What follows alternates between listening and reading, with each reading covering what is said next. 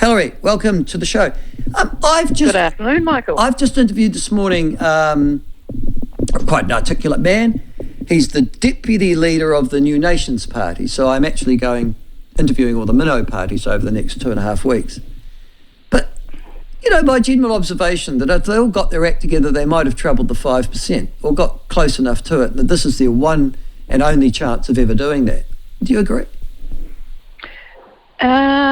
I don't know. You could have argued last time round, I guess, that if there were so many people wanting to vote Labor, not more than half the population, Labor didn't need people's votes, and last time round would be a time when you could encourage somebody else a bit. The point that I was making was that the freedom, the so-called free, let's just call it the freedom movement. It's a title they've adopted for themselves, so I'm quite happy to use that. Mostly born of the anti-vaccination, anti-COVID mandates, blah blah blah. If they were trying to keep themselves together, to keep that sort of rage going. This was their election, in 3 years' time, the cause will be gone and it will be forgotten. Yeah. Well, what you've got, I think, at the moment is, and what new parties or smaller parties do, is argue about principles and things. This is what we believe. Yeah. So that you can understand who they are and what they believe. What the major parties do, who are either in there or think they might be in there next time, is argue about our money. So there's no principles being argued about by the major parties. So the smaller you get, the more principles you argue about. So it's all principles for the little ones.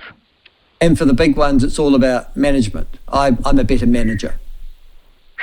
Well, it's interesting. They're sort of talking past each other in that the left, or if you look at the Greens on the left, they're saying, what would you like the world to be like? So they're sort of doing a principled thing too. And wouldn't you like the world to be full of warm, fluffy ducks and no cows, or whatever? This is what you would like the world to be like. Vote for us. And on the other side, you've got ACT saying, this is what the world is actually like. How do you want us to tweak it to make it better for you? Mm-hmm. They're just not talking in the same room, really. No. Oh, that's why they're at opposite ends of the political spectrum. But they're not talking about the same room from different points of view. No, they're just not even in the they're not even in the same room. That's right. Yeah, because that's not just that they don't identify they identify the problem differently. They don't even admit that one of them has a problem, and the other one. Yes. Can I just ask the obvious question here? Chris Luxon's just gone after the beneficiaries this morning. Not after their vote, but after, your or my vote, I guess, to do with beneficiaries. Yeah. He's just announced, along with their social development spokeswoman, Louise Upston, actually they were visiting a strawberry farm in Cumu when they made the announcement this morning, that they're actually going to bring back a traffic light system to New Zealand, but not a COVID traffic light system. I heard that on the news that you said at 12 o'clock, and that people said, they're down and out. Why are you picking on them? It had the sound as the person who said, why would you expect them to go to job interviews and things? If you go back to the sort of Michael Savage and things, he would have been turning in his grave at the idea that you would provide support not for people who can't support themselves, but for people regardless of whether they can or not.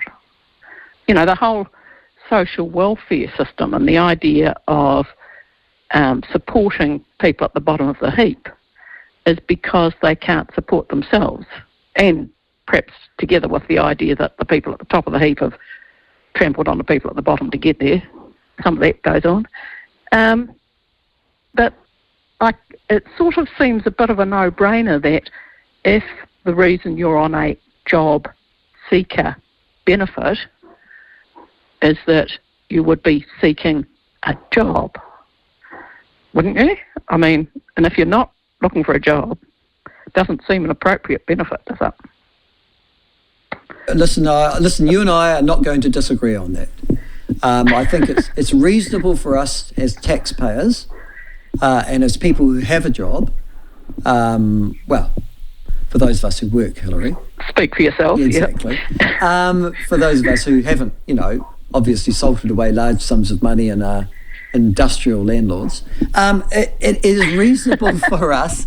It is reasonable for those of us who pay wages and pay taxes from wages and salaries, to expect that in return for taking money from us through the taxation system, that people won't access our taxations to support their lifestyle for doing nothing. I think that's a pretty reasonable expectation, don't you? Yeah, but it's sort of... But it's been lost. I know, and it's been lost in the mire. Now there are 350,000 people currently over that, 370,000 people currently drawing a welfare benefit in New Zealand, many of whom say, we're entitled. You owe us this. We don't want to work. Yes. Give us some money.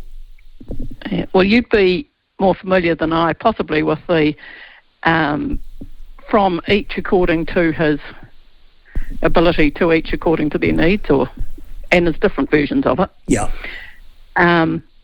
But that's the basis of the whole lot of it. And if some people have got more and can do more and whatever it is, they need to help support the ones who can't. But in no world does anyone say from each according to their abilities and their extra stuff to anybody who can't be asked doing anything. And it's more important than that, though, in some ways, because if you're not expected to engage with society at all in the form of doing something, then you will not be happy and your life will not be good. And we should not be doing that to people.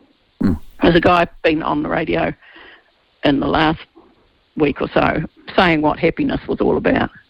And one of the things that you would probably disagree with him on is that one of the things that makes people happy is having a belief in something bigger than themselves, or he called it a God or something like that. It turns out he's a strong Catholic, but something bigger than yourself. And another of them was that you need to be focused on effectively what you can do for America rather than what America can do for you. You can't be happy without making a contribution.